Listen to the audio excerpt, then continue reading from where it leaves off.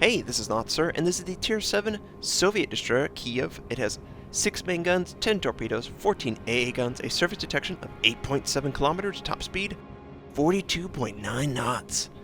Total health 14,200 for my modules, reduced crit chance on main battery and propulsion, better main battery accuracy, faster rudder shift, and for my commander, situation awareness, basic firing training, faster turret traverse, superintendent, and advanced firing training.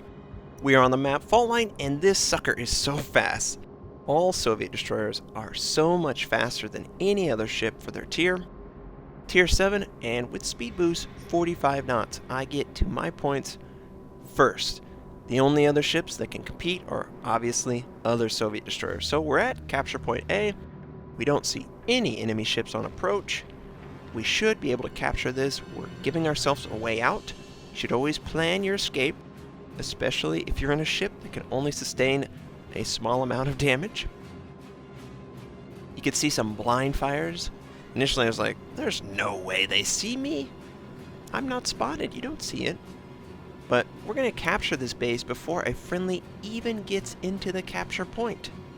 And that's a huge advantage. I can leave this point, go for B, and still help my team as I'm headed to B. Now, I've loved this Tier 7 Soviet destroyer. It is so much better than the Tier 6. The Tier 6 breaks all the time. But this particular ship is really the start of something great. The Tier 5 was great. It was just like the premium. But Tier 6 left a bad taste in my mouth. The turrets just broke all the time. Tier 7, more consistent. Tier 8 is just a bigger Tier 7. And it keeps getting better and better and better. Faster and faster ships. You can go from point A, and I'm going to try and head to point B and assist my teammate who's already engaged with an enemy Tashkent. This is the Tier 8 Soviet destroyer. It is nearly identical in the design. The Kiev is actually a certain design principle from the Tashkent. The Tashkent was eventually adopted as, I believe, a better version, and was actually produced. The Kiev was just one ship that they ended up making. It wasn't a whole class. And we're in range, we're engaging with HE, and we're doing a ton of damage. Guy's trying to maneuver for torpedoes. He takes one, friendly finishes him off. So yeah, overwhelm the higher tier, and with me and the friendly, oh, enemy Mutsuki. This guy's definitely not designed to take me on with his guns.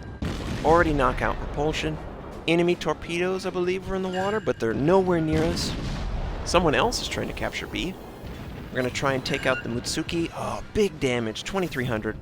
He uses smoke. We're not going to waste a gun cooldown. We're going to fire on the enemy Nagato, Tier 7, Japanese destroyer. We see an enemy Tier 6 German cruiser, the Nuremberg, and the Nuremberg is very scary. Need to engage it. That's the weak point of the German cruisers. You gotta fire on them. Even if they're at a longer range, they're gonna take more damage than the average cruiser. We've already done 2-3k damage to him. We take a huge shot from something over by the Warspite or the Myoko. Don't know who did it, but that was a huge damaging shot.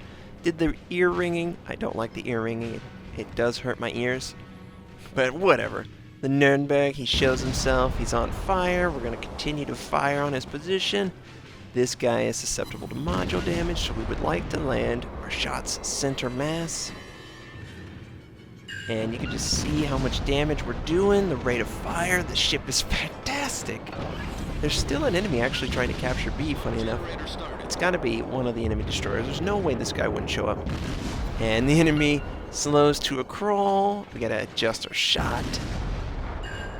We land a shot that incapacitates his engine, I believe. You can see the smokestack. Enemy torpedoes are coming our way. We would love to finish this guy before we pay attention. Okay, it looks like we're going to be safe.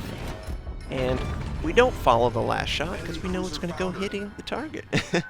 So while this is all going on, we use smoke. We're sitting in smoke. We are invisible to the enemy. That's mostly why we're not taking damage. We're going to try and do some damage to the Warspite, but we missed the center mass. It's really where you want that HE damage going. Alba shows up. Gotta treat him with respect. He's close to my ship. I'm going to lose the smoke defense any second now. the Soviet destroyers do not benefit like the US destroyers do. About probably a patch or two ago, they gave a buff to US destroyers in smoke.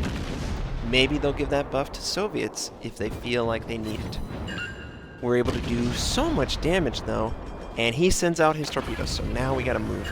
We choose to use our speed boost, and we're gonna go forward as fast as we can to get out of the torpedoes, and to make sure that we're moving while we're visible, which we are.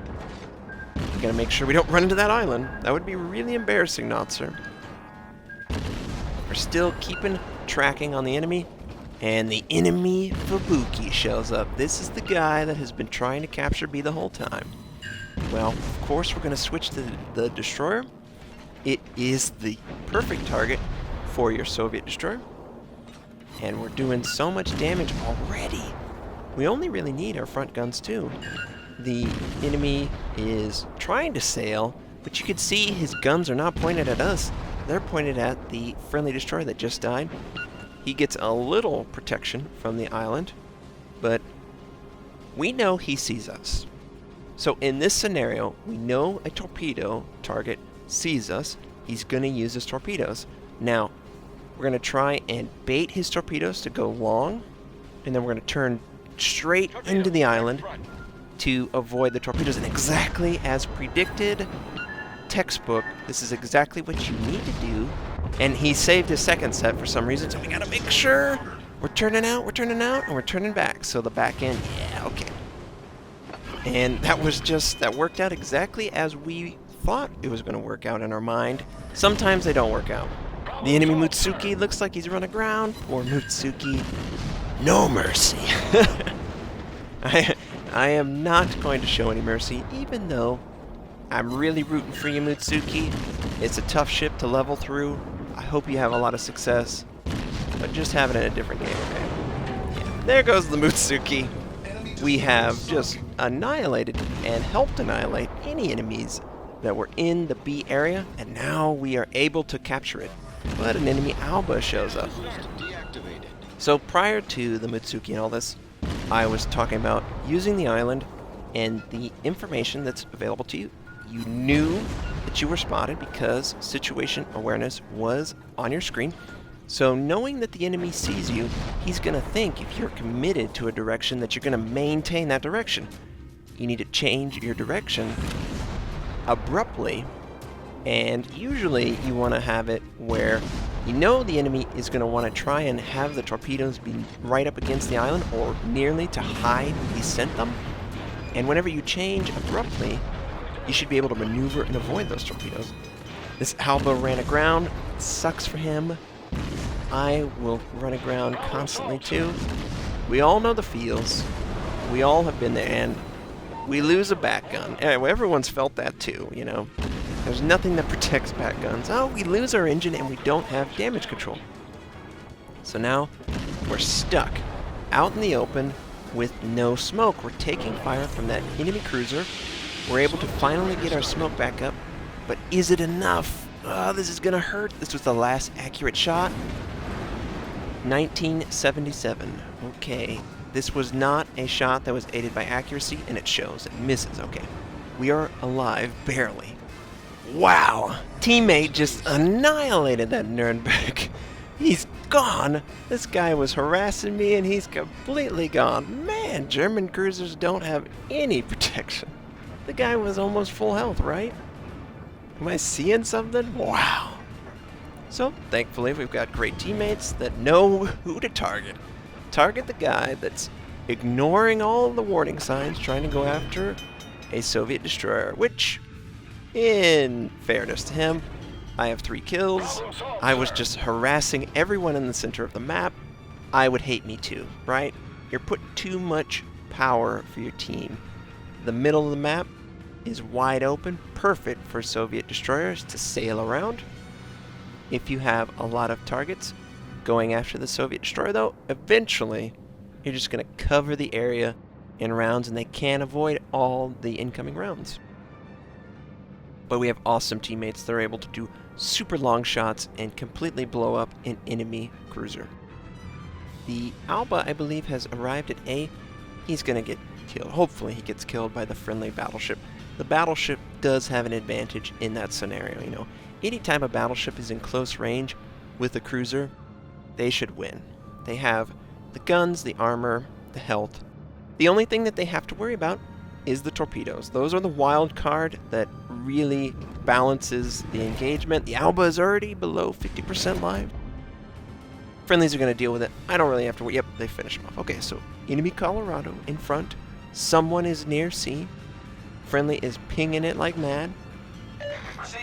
We can decide to fire on the Colorado, announce our presence, or we could try and see, yes, Mielko shows up, and we're spotted. This range is difficult to deal with. You are not quite a cruiser, but you're definitely not a destroyer. They can easily see you, and he's slowly turning his guns. His back guns are already in position. We minimize the target. We have to give up use of our front guns for now. We set him on fire. His front guns are now firing on us. We adjust again, and he misses, and there's an island! Notser, there's an island. Did you know this? Yep, we're gonna run into the island. Oh! Kill the Mielko! Come on, team! Help me, team! Help me! He gets one last shot. Oh! We're alive, thankfully. We have not fired, so we're off the radar. And that was a close one. Teammates have definitely covered my butt. And you know what? Sometimes you're in a game where you feel like you have great support. Sometimes you're in a game where you feel like everyone on your team is working against you. This is a great support game. Enemy Colorado is firing on the North Carolina. Woo, that was too close. You see how close that round was? We're gonna fire on the Colorado. If they want to engage me and try and get the kill, go right ahead. And we want to land these rounds on the superstructure. We only have the Colorado that's in range to engage us, and he does not want to engage us. So, we get free damage. Maybe we'll get the kill. Either way, the game's ending shortly, and they take out a friendly. No! Now I'm a little overcommitted. I'm very low. Enemy Alba's coming out from the island. Enemy Colorado could potentially fire on me. Yes, the Alba wants to fire. He's firing now. And are we going to be able to avoid it? Ooh! He takes out steering.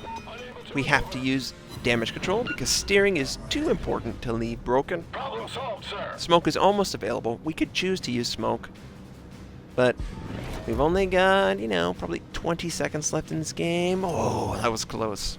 Sometimes I play a little bit too dangerous. You really don't want to play like me right now. You want to just sit back and enjoy the success. 3 kills, 200 rounds hit the target, Confederate and our team won. And that was a really exciting engagement in B. And I hope you enjoyed that engagement. I certainly loved it when I played it. Had to share it with you. 7,000 base XP. It had the Halloween bonus. We did 2,336 base XP. Around 65,000 points of damage, give or take. It was a solid game. Really exciting. Hope you enjoyed it. Hope you have a fantastic day. And I'll catch you next time.